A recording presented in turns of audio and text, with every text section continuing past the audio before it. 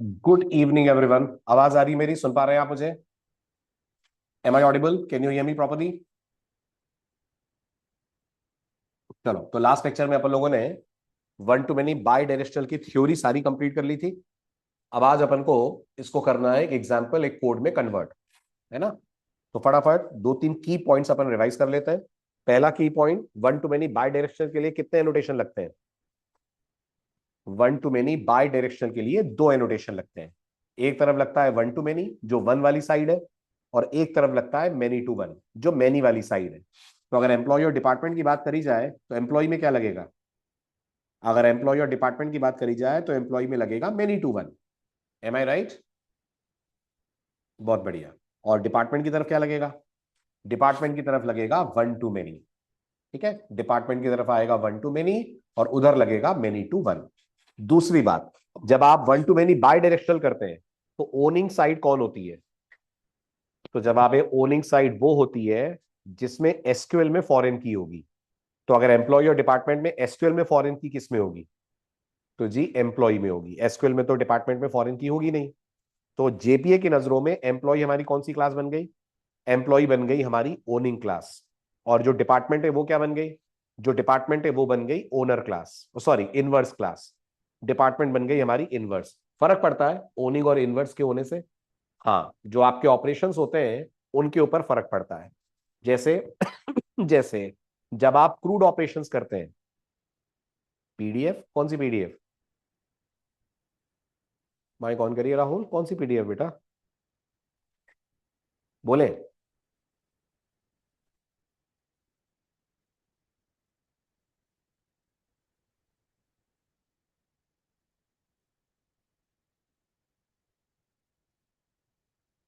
PPT गलत आ गई थी आप लोगों के पास? अच्छा, कौन सी पीपीटी आ गई?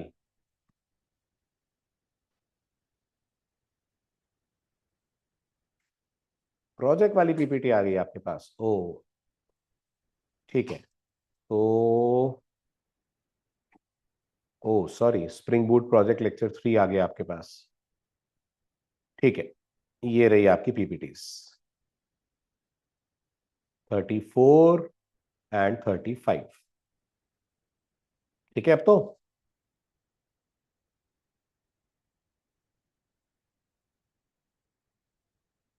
चलिए बढ़ते हैं आगे। एग्जाम्पल 6, ठीक है, वो क्लास के बाद दे दूंगा मैं। चलो, तो हम बात कर रहे थे कि क्या इसका फर्क पड़ेगा ओनिंग और इनवर्स का? तो जवाब है बिल्कुल पड़ेगा। जब आप क्रूड ऑपरेशंस करेंगे तो क्रूड ऑपरेशंस के लिए बेस्ट प्रैक्टिस क्या है? बेस्ट प्रैक्टिस ये है कि अगर आपको डिपार्टमेंट और एम्प्लॉय दोनों ऐड करने हैं, डिपार्टमेंट और एम्प्लॉय दोनों ऐड करने हैं, तो कैसे होंगे? भूल रहे हैं आप? भूल रहे हैं? भूल रहे हैं आप? भूल रहे हैं अभिषेक? डिपार्टमेंट और एम्प्लॉय दोनों होंगे तो डिपार्टमेंट की साइड से होंगे। यही तो मजेदार बात है one to many by directional में। ओनिंग साइड से नहीं करना है, इनवर्स से करना है। तो हमको पहले सारे एम्प्लॉय ले जाकर डिपार्टमेंट में ऐड करने चाहिए और फिर हमको डिपार्टमेंट ऐड कर देना चाहिए। यस, फिर हम डिपार्टमेंट ऐड कर देंगे। अच्छा, यहाँ पर एक और वर्ड आ रहा है, पेरेंट। पेरेंट कौन है? यहाँ पेरेंट वो है जो एसक्यूएल में पेरेंट है। और एसक्यूएल में पेरेंट डिपार्टमेंट है क्या? यस, एसक्यूएल में पेरेंट डिपार्टमेंट है और एसक्यूएल में चाइल्ड ईएमपी है। यस, एसक्यूएल में चाइल्ड ईएमपी है। नहीं उन्नति, गलत बोल रहे हो आप। जो एसक्यूएल का पेरेंट है वो जेपीए में ओनर हमेशा नहीं होता। ये वोकैबुलरी वन टू वन के लिए सही है, one to many by directional के लिए सही नहीं है।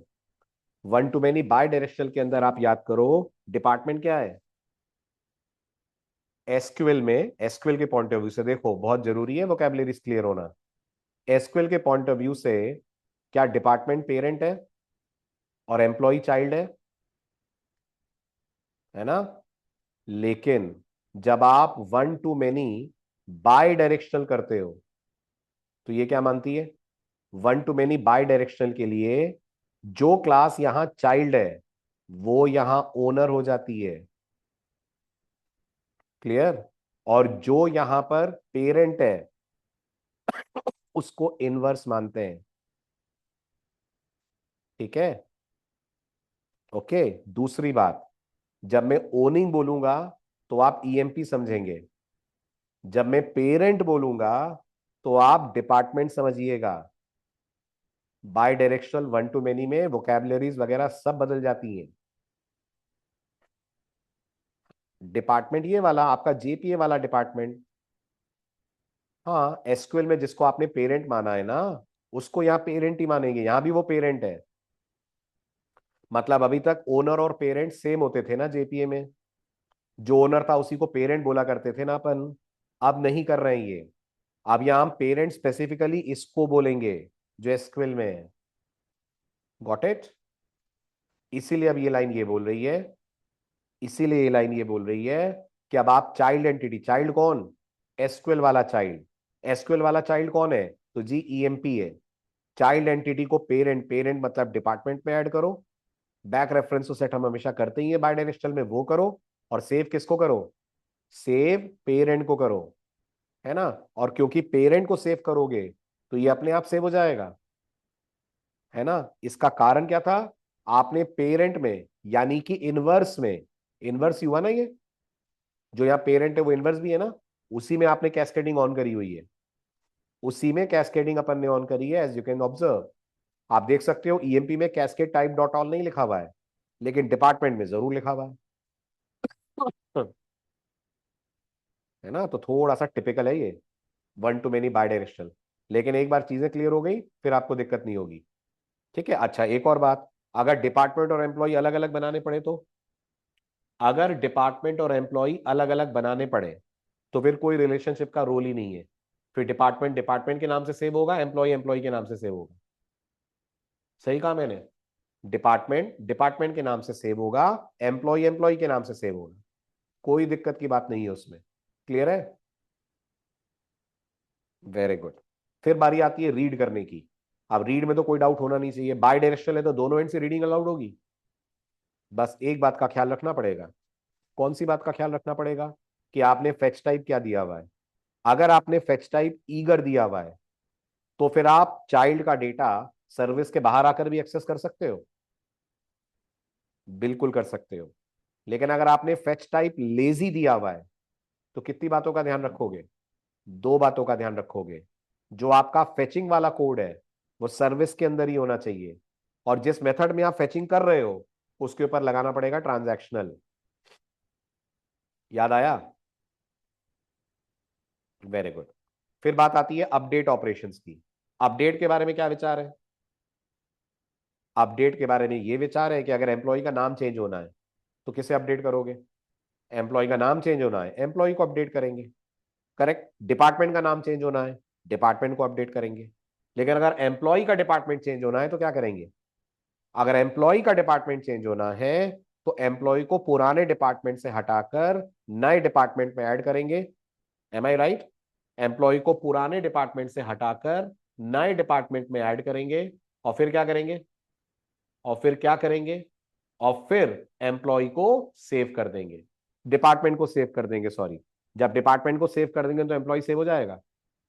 यस, जब डिपार्टमेंट को सेव कर दोगे तो एम्प्लॉय भी सेव हो जाएगा। हुआ क्लियर? ठीक है ना, चलो आगे। All good. ऐसा ही कुछ डिलीट के साथ है। अब डिलीट में क्या है? डिलीट में भी दो बातें हैं, बल्कि तीन बातें हैं। क्या आप ये चाहते हो एम्प्लॉय कंपनी में रहे, डिपार्टमेंट से हट जाए? अगर आप ये चाहते हो तो सिर्फ आप रिलेशनशिप ब्रेक करोगे ताकि डिपार्टमेंट टेबल की डिपार्टमेंट आईडी एम्प्लॉय में जाकर नल हो जाए। करा है ना अपन ने, वन टू मेनी यूनिडायरेक्शनल में, है ना। एक केस तो ये है। दूसरा केस ये है कि आप एम्प्लॉय को हटाना ही चाहते हो, तो सीधे सीधे एम्प्लॉय को क्या करोगे? सीधे सीधे एम्प्लॉय को डिलीट करोगे। और तीसरा केस ये है कि आप डिपार्टमेंट हटा रहे हो, डिपार्टमेंट हटा रहे हो तो एम्प्लॉय अपने आप हटेगा डिपार्टमेंट के साथ। यस, डिपार्टमेंट हटेगा तो अपने साथ एम्प्लॉय को भी ले जाएगा, क्योंकि आपने कैस्केड टाइप डॉट ऑल बोला हुआ है डिपार्टमेंट में। सही है।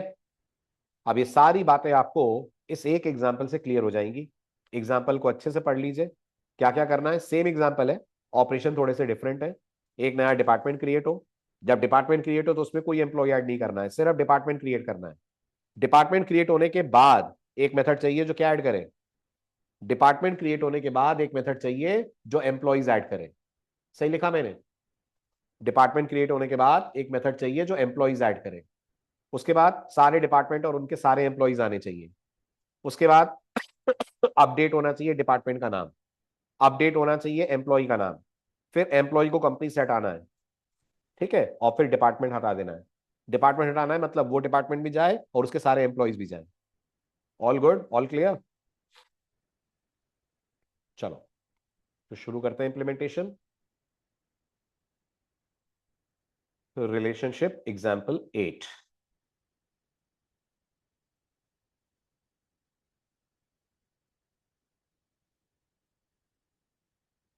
सबसे पहला काम, प्रॉपर्टीज में जाएंगे और आपके डेटाबेस को एम्प्टी कर दीजिए। सो root 1 2 3 use rel_db_2 show tables, drop table emp, drop table dpt।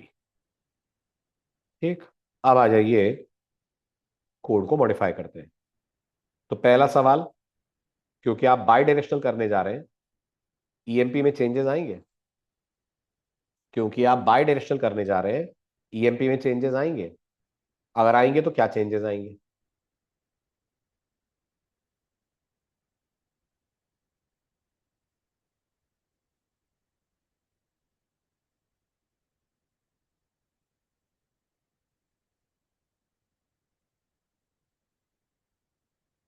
Very good.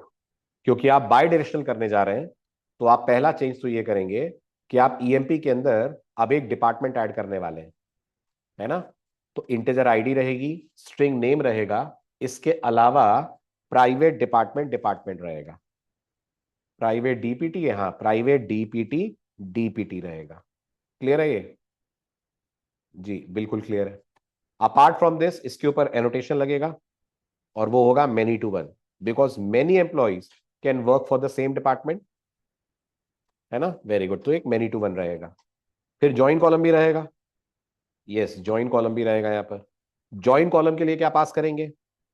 Join column के लिए वो नाम पास करेंगे जिस नाम से क्या बनवानी है, जिस नाम से आपको फॉरेन की चाहिए। तो मेरे को फॉरेन की चाहिए DPT_ID के नाम से, चलेगा? क्लियर हुआ यहां तक? यहां तक पिक्चर क्लियर है? ये चेंज आएगा आपका ईएमपी क्लास के अंदर, और कोई चेंज नहीं आएगा, रेस्ट एवरीथिंग इज फाइन। चलें आगे। हाँ, अब आपने डिपार्टमेंट ऐड करा है तो इसके सेटर गेटर जरूर चाहिए आपको, तो वो और बना देते हैं अपन। So will go to source, generate getter and setters. किसके लिए चाहिए? दोनों के लिए चाहिए। So I select this and I click on generate. ठीक, ये हो गया आपका EMP. Now come to DPT. DPT में क्या चेंज होगा?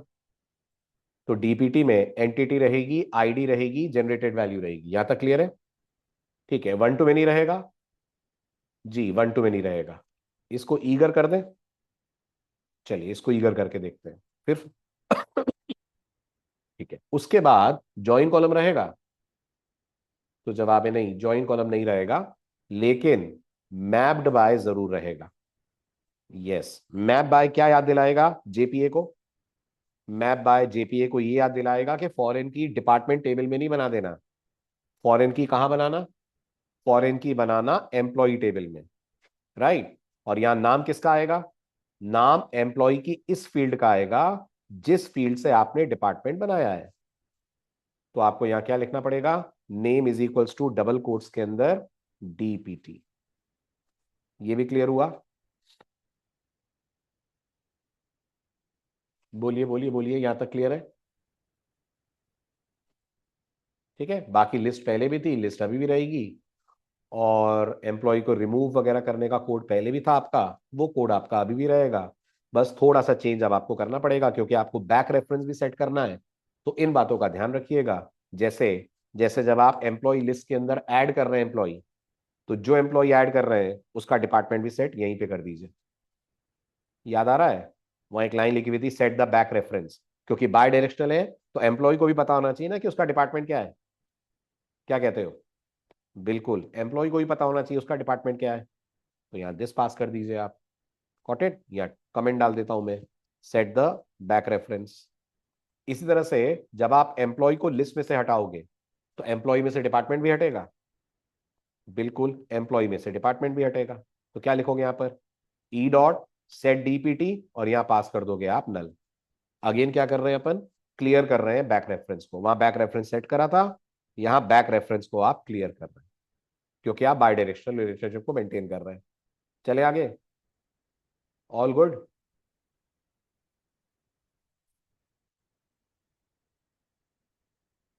गुड, अब बताइए रिपॉजिटरी कितनी, सर्विस कितनी।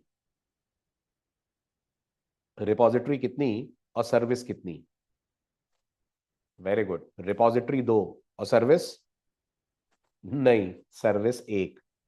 सर्विस हम एक ही बनाएंगे। क्यों एक क्यों बनाएंगे, इसलिए बनाएंगे क्योंकि जो हम सर्विस बनाएंगे उसमें हमें दोनों की जरूरत पड़ेगी। कौन दोनों की, एम्प्लॉय रेपो की भी और डिपार्टमेंट रेपो की भी। क्यों क्यों पड़ेगी दोनों की जरूरत, क्योंकि कई ऑपरेशंस ऐसे हैं जिसमें एम्प्लॉय और डिपार्टमेंट दोनों के रेपो इन्वॉल्व है।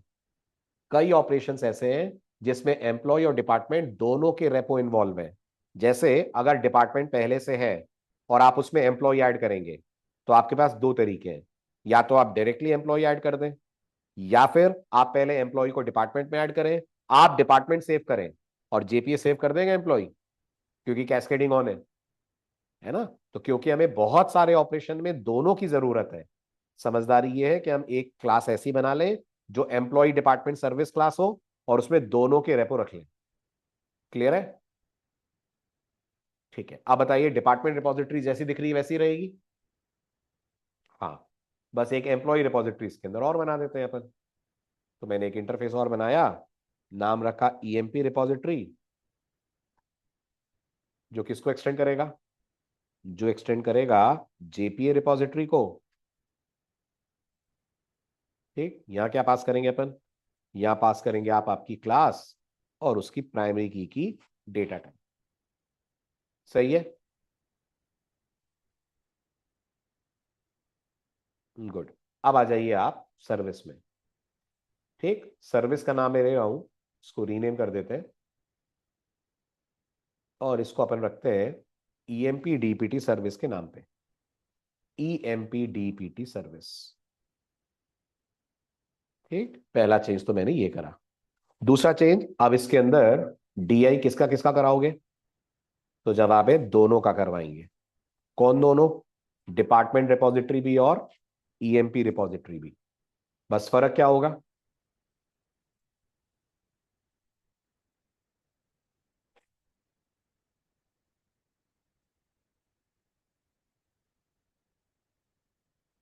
बोलिए, फर्क क्या होगा। फर्क बस इतना होगा कि आप कुछ ऑपरेशंस के लिए सिर्फ डी रेपो यूज करेंगे, कुछ के लिए सिर्फ ई रेपो यूज करेंगे, और कुछ ऐसे होंगे जिसमें दोनों इन्वॉल्व होंगे। M I right. ठीक, अब ये सब डिलीट कर दीजिए, क्योंकि अब आप सारे मेथड बिल्कुल फ्रेश और नए तरीके से बनाने वाले हैं। तो फर्स्ट थिंग्स फर्स्ट शुरू करते हैं। पहले तो इसके अंदर दे देते हैं एक पैरामीटराइज कंस्ट्रक्टर ऑटोवायर्ड के साथ, जो हमारे लिए दोनों रेपोज का डीआई कर देगा। ठीक है, यहां तक clear, first line clear, good. अब आपको पहला मेथड बनाना था जो डिपार्टमेंट ऐड करे। ठीक, तो मैंने कहा पब्लिक वॉइड क्रिएट डिपार्टमेंट, कितने आर्गुमेंट लेगा, वेरी गुड विकी, सिर्फ एक आर्गुमेंट लेगा, और वो क्या होगा, वो होगा डिपार्टमेंट का नाम। ग्रेट, अंदर सबसे पहला स्टेप, अपने डिपार्टमेंट का क्रिएट कर लीजिए object, DPT DPT is equals to new DPT, और आपने एक पैरामीटराइज कंस्ट्रक्टर वहां दे रखा है जो पैरामीटर में आपसे स्ट्रिंग ले लेगा, तो वो स्ट्रिंग यहां से पास कर दीजिए आप। ये भी क्लियर है, ठीक, वेरी गुड। फिर क्या करेंगे अगला स्टेप, फिर क्या करेंगे अगला स्टेप, अगला स्टेप ये करेंगे कि जो आपके पास डी रेपो है, उस डी रेपो में सेव मेथड कॉल करिए, डिपार्टमेंट पास कर दीजिए। अगर सब बढ़िया है तो डिपार्टमेंट सेव हो जाएगा, बिल्कुल डिपार्टमेंट सेव हो जाएगा, और आपको आईडी मिल गई होगी। बिल्कुल आपको आईडी मिल गई होगी और आपको नाम भी मिल गया होगा। सो इफ यू विश आप चेक कर सकते हो डिपार्टमेंट नेम जिस नाम से सेव हुआ है। ठीक है, फर्स्ट थिंग्स फर्स्ट, जो हमने पहला एक्शन लिया है इसकी टेस्टिंग भी पैरेलल करते जाते हैं। टेस्टिंग करने के लिए कहां जाएंगे, रनर में जाएंगे। ठीक, रनर के अंदर अब किसको आप करेंगे इंपोर्ट, एम्प्लॉय डिपार्टमेंट सर्विस को करेंगे। Let's call it E D serv, अंदर ऐसा उड़ा दीजिए और अंदर अब आप अपना पहला मेथड कॉल करिए। क्या कॉल करेंगे, पहला मेथड कैसे कॉल करेंगे, तो अंदर आइए, अंदर आकर अब आप एक डिपार्टमेंट क्रिएट कराइए। डिपार्टमेंट क्रिएट कराने के लिए क्या लिखेंगे, डिपार्टमेंट क्रिएट कराने के लिए आपने जो ऑब्जेक्ट बना रखा है ED serv dot create department call करिए, पास कर दीजिए IT. If all is good IT department ID 1 के साथ क्रिएट हो जाएगा। If all is good IT department ID 1 के साथ क्रिएट हो जाएगा। बहुत अच्छे से देखिएगा, बहुत सारे इंपॉर्टेंट ट्विस्ट एंड टर्न्स आने वाले हैं। तो मैंने इसको एग्जाम्पल 8 के नाम से सेव करा, right click, run as spring boot application.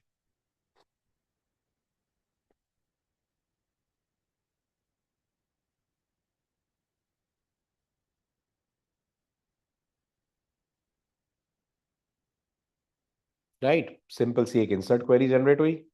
Backend पे जाकर आप चेक कर लीजिए, आपको डिपार्टमेंट टेबल मिल रही होगी। सेलेक्ट स्टार फ्रॉम डिपार्टमेंट, कितने रिकॉर्ड, एक record from, sorry, select star from department एक रिकॉर्ड। और एम्प्लॉय में कितने, हाल फिलहाल तो एम्प्लॉय ब्लैंक है, एम्प्लॉय में भी कुछ भी नहीं है। ठीक, गुड। नाउ ड्रॉप करते हैं अपन ईएमपी, ड्रॉप करते हैं अपन डीपीटी। अब मैंने क्या करा, अब अगला मेथड बनाते हैं। कहाँ, एज यूजुअल हमारी सर्विस में।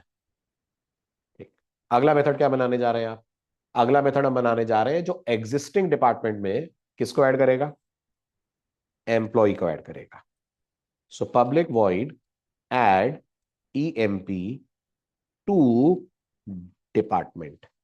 कितने पैरामीटर लेगा, दो पैरामीटर लेगा।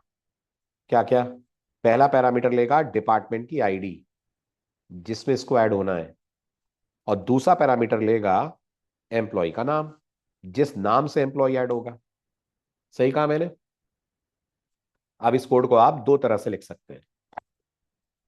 अच्छा, क्या दो तरह से लिख सकते हैं, पहला तरीका आप लिख सकते हैं department, department is equals to D repo dot find by ID.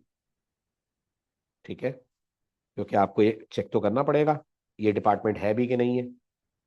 ठीक है, डॉट और एल्स आर्ग्यूमेंट में नल। कॉल समझ आ रहा होगा, ठीक है ना। अगर डिपार्टमेंट नल नहीं है, ठीक है, तो क्या करेंगे, अगर डिपार्टमेंट नल नहीं है तो आप एम्प्लॉय बनाइए, ऑब्जेक्ट तो बनेगा ना पहले, तो आप एम्प्लॉय बनाइए, employee EMP is equals to new employee. Parameter में ई नेम पास कर दीजिए, आपने अगर पैरामीटराइज कंस्ट्रक्टर बनाया हो तो। ठीक, कंट्रोल शिफ्ट हो। इसके बाद इस एम्प्लॉय को ऐड कर दीजिए डिपार्टमेंट में। क्या लिखिए, डीपीटी डॉट सेट ईएमपी, क्या पास करेंगे, ऐड, बल्कि मेरे ख्याल से ऐड होगा। राइट, पास कर दीजिए इसको, फिर डिपार्टमेंट में एम्प्लॉय ऐड हो गया। और फिर आपका जो डी रेपो है उस डी रेपो को बोलिए सेव करो, किसको, सेव करो डिपार्टमेंट को। गॉट इट, हो रहा है क्लियर। और यहां पर एक लाइन लिख दीजिए, system dot out dot println EMP added. कौन सा ईएमपी एडेड, जिसका नाम पास हुआ है, प्लस ई नेम कर दीजिए।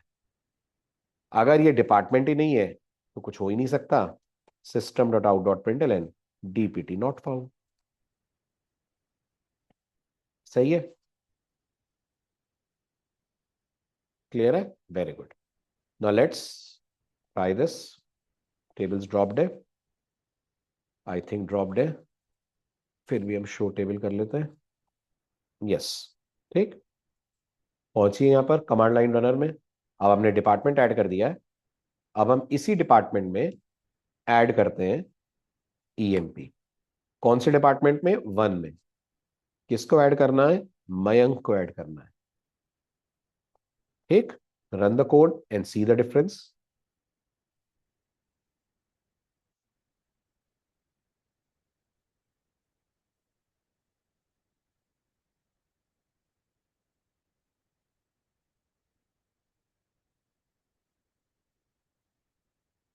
यू कैन सी, पहले तो आपका एक इंसर्ट चला होगा डिपार्टमेंट वाला, जो पिछला मेथड था. अब आपने जो create add EMP to department करा, उसके लिए इंसर्ट चला जिसने एम्प्लॉय के अंदर डिपार्टमेंट की आईडी और एम्प्लॉय का नाम दोनों चीजें ऐड कर दी. ठीक, एम्प्लॉय की आईडी तो ऑटो इंक्रीमेंट से आई गई होगी. बैकएंड पे जाकर अगर मैं वेरीफाई करूं, select star from EMP, record मिलेगा? मिलेगा. सेलेक्ट स्टार फ्रॉम डीपीटी, वो भी मिलेगा.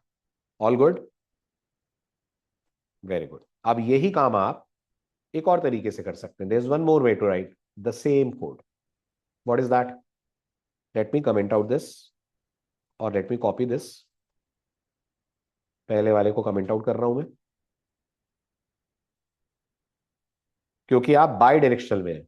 गौर कीजिएगा, क्योंकि आप बाई डायरेक्शनल में हैं. और जो आप करने जा रहे हैं उससे डिपार्टमेंट में कोई फर्क पड़ेगा? जो आप करने जा रहे हैं उससे डिपार्टमेंट में कोई फर्क पड़ेगा? नहीं पड़ेगा ना. तो कोई जरूरी नहीं है कि आप ये करें. ठीक, डिपार्टमेंट में एम्प्लॉय को ऐड करो, फिर डिपार्टमेंट को सेव करो, तो hibernate internally insert query generate करेगा. आप ये भी कह सकते हो emp dot set DPT, DPT, और सेव किसको कर दोगे? सेव किसको कर दोगे? सेव कर दो आप अपने इस ईएमपी को. आ रही है बात समझ? This also will do the job for you. इससे भी आपका काम हो जाएगा. To have a verification of this, let's drop emp, let's drop department, and let's run the same code.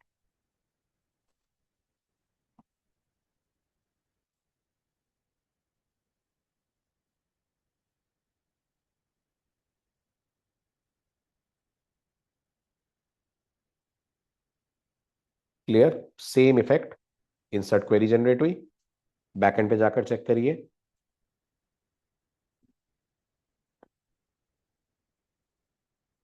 क्या कहना है आपका यहां तक? Clear? Great. Now let's come to third part of the question. Third part is, but sir इसमें department नहीं हुआ. हाँ, तो नहीं हुआ तो एल्स चलेगा ना.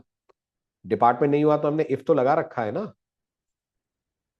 ढूंढा तो है हमने, बिना ढूंढे थोड़ी ऐड कर दिया है ना.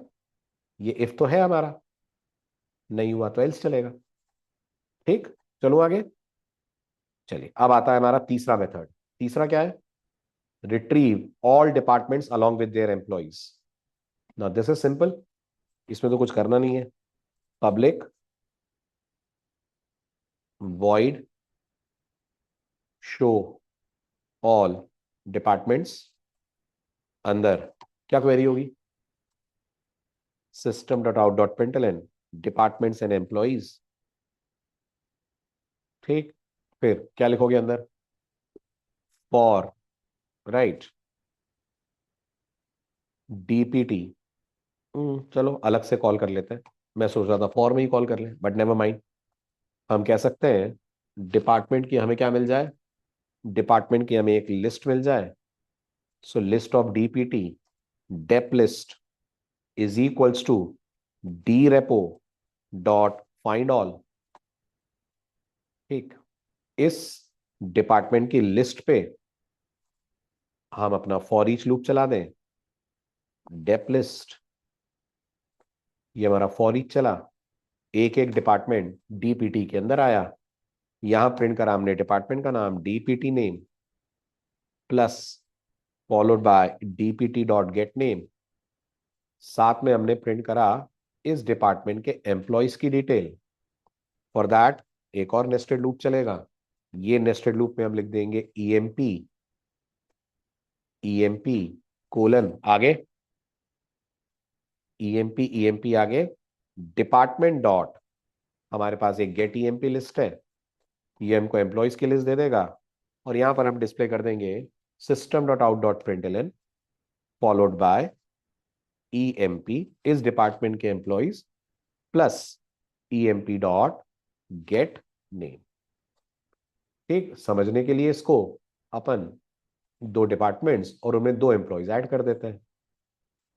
तो ये हुआ आपका आईटी और मयंक। मयंक के अलावा एक और एम्प्लॉय ऐड कर देते हैं, वन में धीरज। ठीक, ये तीन लाइनें एक बार और रिपीट कर देते हैं। डिपार्टमेंट एचआर, आईडी ऑब्वियस सी बात है 2 आएगी, और इसके अंदर जितेश और महेश, और finally ED serv dot show all departments. Clear है आपको रनर?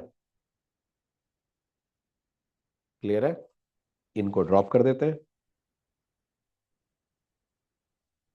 ठीक, रन करते हैं।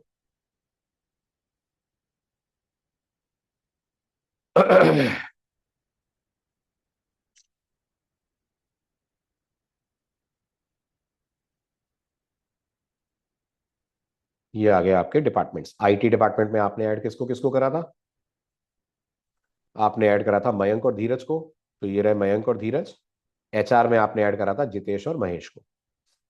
Simple enough, right? बैकएंड पे जाकर वेरीफाई करिए तो भी आपको डेटा मिलना चाहिए। इफ आई से सेलेक्ट स्टार फ्रॉम ईएमपी और सेलेक्ट स्टार फ्रॉम डिपार्टमेंट, ये दो डिपार्टमेंट आ रहे हैं, ये उनमें चार एम्प्लॉयज आ रहे हैं। परफेक्ट यहां तक? No doubts? चलूं आगे? Very good. अब करते हैं पहले एम्प्लॉय को डिलीट। ठीक है, अब क्या करना है हमें? पूरा एम्प्लॉय डिलीट कर देना है। मतलब डिपार्टमेंट से हटा देना है, कंपनी से हटा देना है? क्या था डिलीशन में? कंपनी से हटा देना है, डिपार्टमेंट से नहीं हटा देना है। एम्प्लॉय को पूरी कंपनी से ही उड़ा देना है, हटा देना है ना? Very good. कैसे करेंगे? इंटरेस्टिंग केस है, अच्छे से देखिएगा। ठीक है, तो मैं लिखूंगा पब्लिक वॉइड। हाँ हाँ बिल्कुल, कंपनी से हटेगा तो डिपार्टमेंट से तो अपने आप हट जाएगा। Delete EMP integer EMP ID. ठीक, सही है मेथड? एम्प्लॉय की आईडी चाहिए ना हटने के लिए। Very good. सबसे पहले ढूंढेंगे है भी कि नहीं। जी, सबसे पहले ढूंढेंगे आप कि ये है भी या नहीं। तो आप लिखेंगे EMP is equals to E repo dot find by ID. Find by ID, यहां आ जाएगा ईएमपी आईडी डॉट और एल्स नल। ठीक, अगर ईएमपी नल है तो कुछ करना ही नहीं है, कह देना है एम्प्लॉय नॉट फाउंड। ठीक है, अगर ऐसा नहीं है तो आपको बहुत सारे काम करने हैं। ठीक, पहला काम ये करना है कि आपको इसके डिपार्टमेंट से इसको हटाना है। अगर डिपार्टमेंट से इस बंदे को हटाना है तो क्या ढूंढना पड़ेगा? अगर डिपार्टमेंट से इसको हटाना है तो क्या ढूंढना पड़ेगा? अगर डिपार्टमेंट से इसको हटाना है, वेरी गुड, तो आपको पहले वो डिपार्टमेंट सर्च करना पड़ेगा, है ना? डिपार्टमेंट की लिस्ट में से हटाएंगे ना, तो डिपार्टमेंट की लिस्ट आपके पास होनी भी तो चाहिए। तो पहले डिपार्टमेंट तो आए आपके पास, करेक्ट? Very good. तो हम क्या करेंगे? अगर एम्प्लॉय नल नहीं है तो फिर हम इसका डिपार्टमेंट ढूंढ के लाएं। DPT is equals to EMP dot get department. आ जाएगा इससे इसका डिपार्टमेंट, क्योंकि बाय डायरेक्शनल है, इसको अपने डिपार्टमेंट की भी जानकारी होगी। ठीक है, अगर इसका डिपार्टमेंट नल नहीं है, जो ऑब्वियस सी बात है नहीं होगा, ऐसा भी हो सकता है ना इसको कोई डिपार्टमेंट अलॉट ही ना हुआ हो। तो अगर इसका डिपार्टमेंट नल नहीं है तो इसका मतलब इसको डिपार्टमेंट मिला हुआ है। यस, तो हम लोग क्या करेंगे? डिपार्टमेंट में से पहले एम्प्लॉय को हटा दें। हटा सकते हैं जी, डिपार्टमेंट में से अपन एम्प्लॉय हटा देते हैं। हटा दिया। और फिर हम लोग डिपार्टमेंट रेपो को सेव करते हैं, और सेव में क्या पास कर दें? ये डिपार्टमेंट पास कर देते हैं। कर सकते हैं? ठीक, लेकिन इतने से क्या होगा? इतने से सिर्फ लिंक टूटेगा। लिंक विल ब्रेक, और क्या साइन होगा, नल असाइन हो जाएगा। ये आप लास्ट लेक्चर में भी कर रहे थे, है ना। ठीक है, अब एम्प्लॉय को भी हटाना है। यस, तो जो आपका एम्प्लॉय रेपो है उसके पास भी एक मेथड है, डिलीट। उसका डिलीट कॉल करिए और पैरामीटर में क्या पास कर दीजिए, एम्प्लॉय पास कर दीजिए, है ना। तो ये एम्प्लॉय डिलीट हो जाएगा, करेक्ट। और लिख दीजिए एम्प्लॉय डिलीटेड। तो डिपार्टमेंट रह जाएगा लेकिन एम्प्लॉय चला जाएगा। यस की नो, ऐसा एक्सपेक्टेशन है। ठीक, वेरी गुड। ठीक है, अब इनको अपन करते हैं ड्रॉप, इसको भी अपन करते हैं ड्रॉप। और जहां ये सारे कॉल्स हैं इन्हीं के बाद लास्ट में ED serv dot delete EMP, मैं पास कर देता हूं 1। मयंक को हटाते हैं अपन। मयंक है as an employee, yes, IT department में, अपन मयंक को हटाते हैं। ठीक है, और हटाने के बाद फिर से अपन शो भी कर लेते हैं, ED serv dot to all departments. तो मयंक का रिकॉर्ड लास्ट टाइम नहीं आना चाहिए।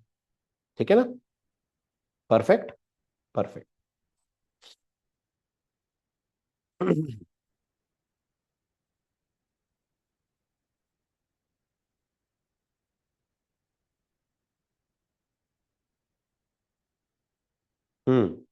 हट गया मयंक, वेरी गुड। मयंक का नाम आ रहा है आईटी में, नहीं आ रहा है। बाकी दोनों के आ रहे हैं, ठीक। टेबल में जाकर देखूंगा तो कितनी रोज मिलेंगी मुझे डिपार्टमेंट में, डिपार्टमेंट में 2 रोज मिलेंगी। और एम्प्लॉय में कितनी मिलेंगी, एम्प्लॉय में कितनी मिलेगी, इशू को लग रहा है 4 मिलेंगी। क्यों इशू 4 क्यों मिलेंगी,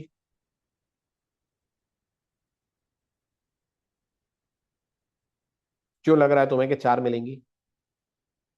एम्प्लॉय को सेफ, क्या एम्प्लॉय को सेफ, समझा नहीं मैं। माइक ऑन करो। 4 क्यों मिलेंगी। Good evening sir. Good evening issue. Sir एक बार कोड दिखाना, मैं थोड़ा भूल गया। भूलने में हाँ कई बार सही हो जाते हैं। सर, डिलीट करा हमने। सर, सर बाकी फिर से सेव नहीं करना चाहिए था इसको। हम्म? पर किसको वो तो सेव नहीं करना चाहिए डिलीट था। होके तो चला गया था। सर इसमें कुछ तो भाई करके। यहां तुमको ऐसा लग रहा है यहां सेव क्यों किया और यहां डिलीट क्यों किया, तो उसका जवाब ये है कि हमें डिपार्टमेंट हटाना है, नहीं। तो फिर सेव ही करेंगे ना। हाँ हाँ एम्प्लॉय हाँ। हटाना है हाँ जी। तो डिलीट ही करेंगे ना। पर सर ये एसक्यूएल में जाके पहले चाइल्ड में से वो हटाएगा ईएमपी हाँ। को। हम्म। तो सही है, पहले ये रिलेशनशिप तोड़ेगा। हाँ।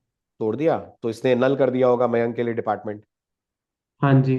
और फिर डिलीट कर देंगे अपन। और हम डिलीट भी उसको ईएमपी भी कर रहे हैं पहले। हम्म।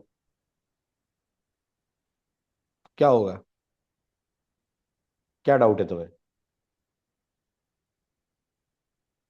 सर सही लग रहा है वैसे तो। सही लग रहा है ना। तो कितनी रोज मिलनी चाहिए, पहले 4 लोग थे, हाँ अब कितने तो हैं? 3 होने चाहिए। है ना। सर ये नल आया इधर। तो तुम तो सही थे यार। सर पर मैं सही तो था, पर तुम्हें देखो खुद मैं नहीं पता कि तुम आधा सही सोच पा रहा कैसे हूँ, थे। आधा नहीं सोच पा रहा हाँ, हूँ। अब ये है बड़ा स्पेशल केस बाई डायरेक्शनल का। ठीक है ना, नहीं हटा ना। हाँ जी हमारी सर। तरफ से तो हमने सब कुछ बिल्कुल सही करा परफेक्ट था। करा है, पर हटा नहीं। हाँ सर, लिस्ट में से भी हटा दिया और उधर से भी हाँ, उसको सब कर हटा दिया, क्यों नहीं हटा। अच्छा, अभिषेक को लग रहा है ट्रांजैक्शनल नहीं लगाया आपने। ठीक है अभिषेक, मैं तुम्हारी बात भी मान लेता हूँ, चलो ट्रांजैक्शनल भी लगा देता हूँ।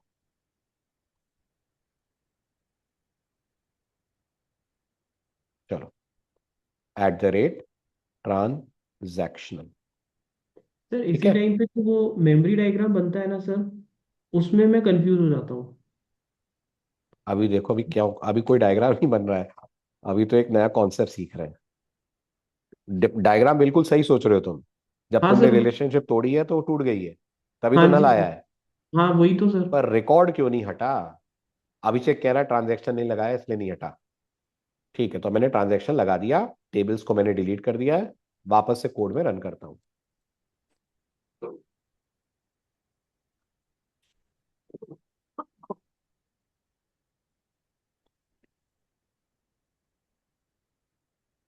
सही है, अब हट गया होगा।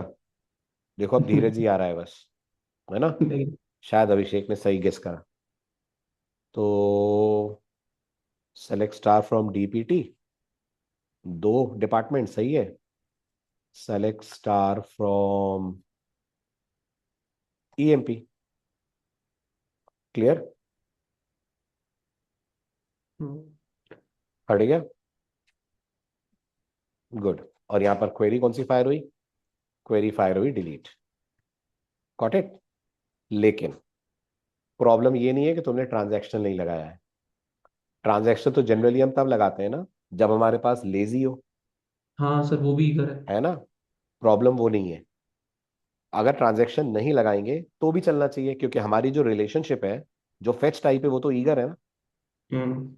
ईगर को ट्रांजैक्शन चाहिए ही नहीं, है यस ना? ये सर। तो तुमने दूसरी दवाई, बीमारी की दूसरी दवाई खिला दी और वो दवाई काम कर गई, बट ये इस प्रॉब्लम की दवाई नहीं है। Got it? Transactional is not for this purpose. Transactional hmm. Is कि आप सर्विस के बाहर जाकर कोई एक्टिविटी अगर कर रहे हो, लेजी को तो वो ना जाने दे, वो यही एक्टिविटी कराए। तो हम तो वैसे भी यही कर रहे हैं ना, सब कुछ डिलीट। हम्म। तो फिर क्या प्रॉब्लम है? असली प्रॉब्लम क्या है? ये है असली प्रॉब्लम। पढ़ो आराम से।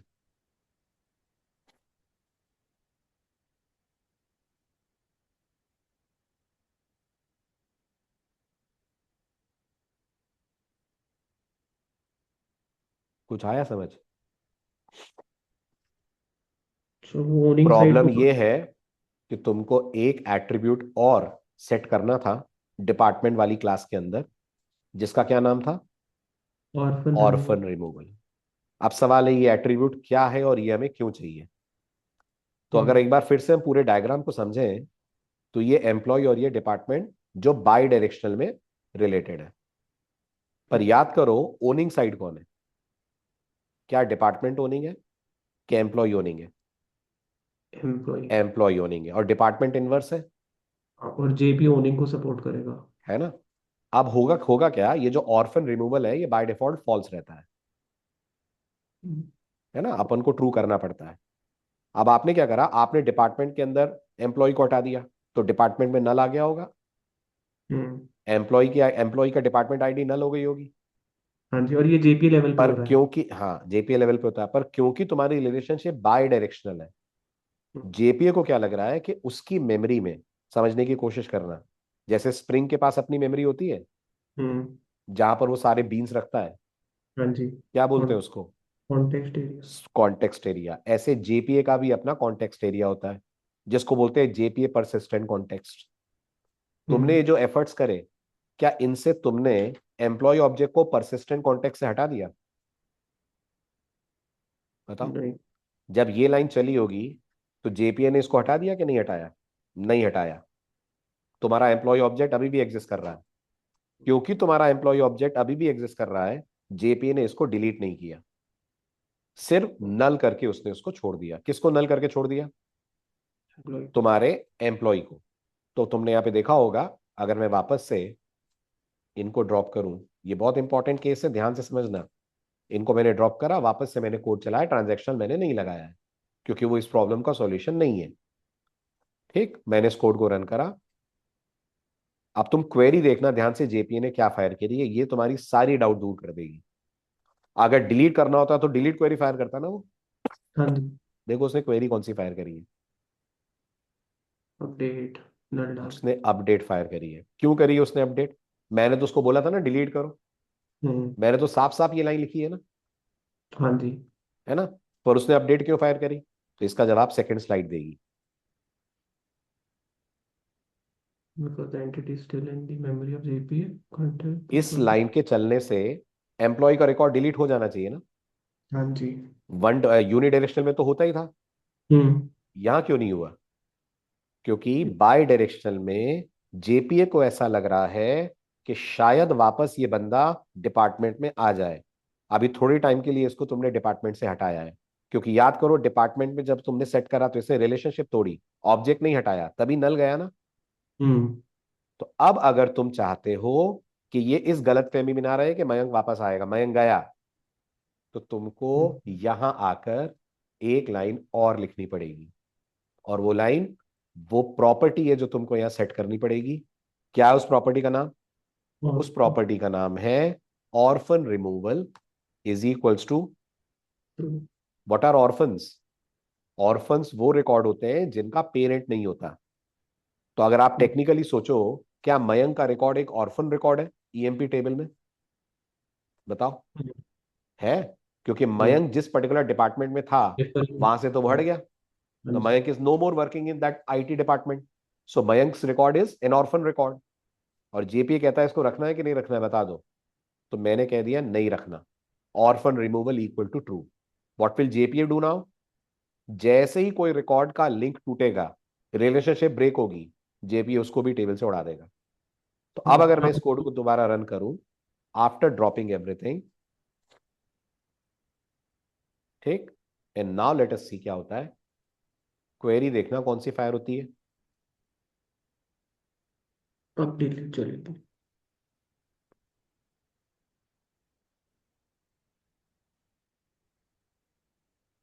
ये चली उसकी तरफ से डिलीट। और अब जाकर अगर तुम वेरीफाई करोगे, सेलेक्ट स्टार फ्रॉम डिपार्टमेंट, तो पहले जैसा ही होगा। सेलेक्ट स्टार फ्रॉम ईएमपी, तो मयंक का रिकॉर्ड हट गया हो। This is the correct way of breaking bidirection. Problem सिर्फ बाय डायरेक्शनल के कारण है। ओके। क्लियर? और सर इसलिए जब कहा। हम्म। अगर हम प्लेन मयंक को ऐड करना चाहते हैं और उसको कोई डिपार्टमेंट भी नहीं देना चाहते तो कोई प्रॉब्लम नहीं होगी ना? हाँ, मत दो, नल रहेगा उसका डिपार्टमेंट। नल ही रहेगा ना, मतलब हम हाँ, एम्प्लॉय कोई सेव करें उसमें तो ये बाद में उसके डिपार्टमेंट और अपडेट पर कर नहीं देना होगा। मयंक का। ठीक है। बाद में मयंक का डिपार्टमेंट अपडेट हो जाएगा। ये इस प्रॉब्लम का एक सॉल्यूशन है। क्लियर हुआ? क्या हाँ जी। सॉल्यूशन है? ऑर्फन रिमूवल कर दो। इसका एक और सॉल्यूशन है। वो एक और सॉल्यूशन ये है कि जो फेच टाइप है उसको आप लेजी कर दीजिए, ठीक है, और सिर्फ एम्प्लॉय को डिलीट कर दीजिए, तो भी आपकी प्रॉब्लम दूर हो जाएगी। क्या बोला मैंने? मैंने कहा फेच टाइप को लेजी कर दीजिए। अब देखो तुमको इंटरेस्टिंग चीज दिखाता हूं एक और आप सबको। मुझे बताओ, अगर मैं इस कोड को ऐसे चलाऊं तो कोई दिक्कत लेजी है क्या? करके फेच से तो फेच ही होता है वेरी उसमें वेरी तो। Good, very good, very. अभी देखो तो सही, तो मजेदार चीज। इसको कमेंट कर रहा हूं मैं, हाँ। और मैं वापस ऑर्फन रिमूवल को हटा रहा हूं। Watch carefully. ऑर्फन रिमूवल हटा दिया। फेच टाइप क्या है मेरा? ईगर। ईगर है मेरा फेच टाइप, है ना? ठीक है। हम्म। अब मैंने क्या करा, मेरा ये सोचना है, जैसे मैंने एम्प्लॉय को ऐड करा था ये वाले स्टाइल में, यहां कहीं मैंने डिपार्टमेंट रेपो का नाम लिया? नहीं। नहीं लिया। एम्प्लॉय ऐड हो गया था ना? हाँ जी। ऐसे ही डिलीट नहीं हो सकता क्या? मतलब अगर एम्प्लॉय नल नहीं है तो ये सब करने की क्या जरूरत है? यही कर दो सीधे। हम्म। सही है। एम्प्लॉय को उड़ा दो यहां से, क्या प्रॉब्लम है? तुम रिलेशनशिप तोड़ो, रिलेशनशिप तोड़ने के बाद इसको हटाओ, करना क्या है? इसको रखना है कि इसको हटाना है? हटा देंगे। तो जब ये हटेगा तो रिलेशनशिप तो वैसे भी टूट जाएगी ना, हाँ। है ना? ठीक है, अब इस कोड को रन करते हैं डेटाबेस को डिलीट करके। हाँ, क्योंकि रिलेशनशिप तो वैसे भी जेपी मेंटेन कर रहा हाँ, है, एसक्यूएल में एसक्यूएल तो को कोई क्या, प्रॉब्लम ही नहीं है। एसक्यूएल हाँ, को तो ये कमांड जाना चाहिए कि डिलीट जाना कर दो। चाहिए। हाँ सर, ठीक है, सिंपल है। तो और अब देखो। एसक्यूएल में चाइल्ड भी है ये तो भी कोई प्रॉब्लम नहीं हाँ करेगा कि हाँ, पहले बिल्कुल सही है। पेरेंट अब बढ़ा है। चलाओ, अब चलाओ। क्वेरी देखना क्या फायर करी है उसने। क्या फायर करी है? कुछ भी नहीं करा है।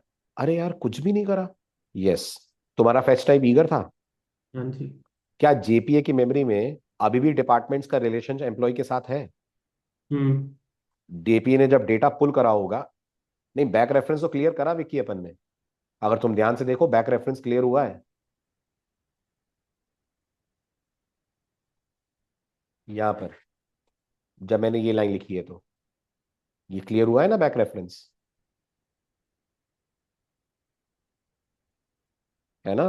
प्रॉब्लम क्या है, प्रॉब्लम ईगर के कारण है। जब तुमने ईगर करा तो एम्प्लॉय उठकर जेपीए के पास आ गए, बताओ। हम्म। आ गए, जब उसने डिपार्टमेंट फेच करा तो एम्प्लॉय आ गए ना। हम्म। जब उसके पास एम्प्लॉय आ गए तो उसको ऐसा लग रहा है कि इनकी रिलेशनशिप अभी टूटी नहीं है, तो उसने कुछ भी नहीं करा, तुम्हारे रिलेशन को, तुम्हारे कमांड को चुपचाप उसने इग्नोर कर दिया।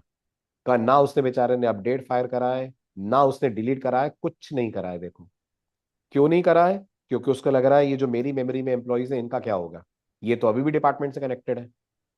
तो तुमको यहां आकर एक लाइन और लिखनी होगी, और वो एक लाइन ये होगी, तुम जेपीए को ये बोल दो, इनको क्या कर दो, लेजी कर दो। लेजी करने से क्या होगा, सर ये डिपार्टमेंट नहीं आएंगे। लेजी करने से जब तक तुम फेच नहीं करोगे वो फेच होंगे ही नहीं, हाँ जी। है ना। इसका मतलब जेपीए को क्या लगेगा, जब ये फेच ही नहीं हो रहे हैं तो कोई हम्म। प्रॉब्लम नहीं है, हम्म। तब वो इनको सिर्फ आराम से एम्प्लॉय की डिलीट कर स्टोरी देगा। होगी उसके मेमोरी में लेकिन हाँ, डिपार्टमेंट। लेकिन ये फिर तुम्हारे फेच टाइप पे डिपेंड करेगा जो सही नहीं है। कभी किसी ने इसको ईगर कर दिया तो तुम्हारा कोड फेल हो जाएगा। So what is advisable is the better approach is, ये कुछ भी हो, ईगर हो, लेजी हो, हमें कोई फर्क नहीं पड़ रहा, ऑर्फन रिमूवल को हमेशा ट्रू रख दे। ऑर्फन रिमूवल को ट्रू रखने का सबसे बड़ा फायदा ये होगा, जैसे ही कोई रिकॉर्ड ऑर्फन बनेगा, यानी रिकॉर्ड के अंदर नल आएगा, जेपीयू से तुरंत डिलीट कर देगा। This is the best way, और not only best, this is the recommended way. ठीक, तो अब एक बार फिर से मुझे बताओ, ऑर्फन रिमूवल की जरूरत क्यों पड़ी अपन को, क्या प्रॉब्लम हो गई। ऑर्फन रिमूवल नहीं था तो क्या दिक्कत थी, रिलेशनशिप बाय डायरेक्शनल है, करेक्ट। ओनिंग साइड कौन है, ईएमपी। ईएमपी है। तो डिपार्टमेंट के डिलीट होने से तो कुछ होना नहीं है, हम्म। है ना। डिपार्टमेंट, और वैसे भी तुमने डिपार्टमेंट डिलीट कहाँ करा है, तुमने तो सेव ही डिपार्टमेंट सेव करना। करा था, हाँ डिलीट जी। कहाँ करा था तुमने डिपार्टमेंट, है ना। यस। तो डिपार्टमेंट के कुछ होने से तो एम्प्लॉय पे फर्क पड़ना नहीं है, पढ़ना नहीं है। है ना। ठीक है, दूसरी बात, क्योंकि एम्प्लॉय ओनिंग साइड है, जेपीए का ये मानना है कि एम्प्लॉय को डिलीट करने से रिलेशनशिप टूटेगी, उसमें नल जाएगा, एम्प्लॉय प्रॉपरली डिलीट नहीं होगा। वो प्रॉपरली डिलीट तब होगा जब आप ऑर्फन रिमूवल को ट्रू करोगे। तो जब भी अपन बाय डायरेक्शनल लें, हम इस बात का ख्याल रखें, ऑर्फन रिमूवल को ट्रू कर दें, ताकि यहां के डिलीशन से मेन वाले डिलीशन पे असर मेन वाले डिलीशन पे असर पड़े, और रिकॉर्ड वाकई में डेटाबेस से हट जाए। Yes sir. क्लियर। और ये यस सारी सर। प्रॉब्लम क्यों है, क्योंकि आपकी रिलेशनशिप बाय डायरेक्शनल है। वो कह रहा है तुम हाँ। एक तरफ से डिसीजन कैसे ले सकते हो, हाउ कैन यू डिसाइड कि एम्प्लॉय को हटाने से रिकॉर्ड हट जाए। वो दूसरी तरफ को कौन संभालेगा, डिपार्टमेंट को। तो डिपार्टमेंट डिक्लेयर अपनी तरफ से क्या कर रही है, मुझे नहीं चाहिए, ऐसे एम्प्लॉय की जरूरत नहीं है जिसका डिपार्टमेंट ना लो। ये डिक्लेरेशन डिपार्टमेंट कैसे दे रही है, ये डिक्लेरेशन डिपार्टमेंट दे रही है by saying orphan removal equal to true. By default JPA को क्या लगता है, बाय डिफॉल्ट जेपीए को लगता है कि अगर एम्प्लॉय का डिपार्टमेंट चला भी गया, इट्स क्वाइट पॉसिबल ये एम्प्लॉय वापस आ जाए, इसलिए उसने सिर्फ हम्म। डिपार्टमेंट नल करा है, उससे रिकॉर्ड हटाया नहीं है। पर तुम गारंटी ले रहे हो कि डिपार्टमेंट नल हो तो हटाना है, हाँ जी ले रहे हैं, तो तुम ऑर्फन रिमूवल को ट्रू कर दो। ठीक है, हाँ जी सर। Thank you. चलिए क्लियर हुआ बाकी लोगों को भी, वेरी गुड। तो मैं इसको पहले वाला कर दूं कोड, जो सही वाला कोड है उसमें कन्वर्ट कर देता हूं, और सही वाला कोड हमारा ये था। लेट्स ड्रॉप दिस, ये मैं हटा रहा हूं, और इसको वापस कर देते हैं अपन अनकमेंट, और ऑर्फन रिमूवल को कर देते हैं अपन ट्रू। क्लियर है, ऑल गुड, वेरी गुड। चलिए मिलते हैं नेक्स्ट लेक्चर में बाकी बचे हुए प्रॉपर्टीज के साथ, और last relationship topic which is many to many. Bye bye, take care.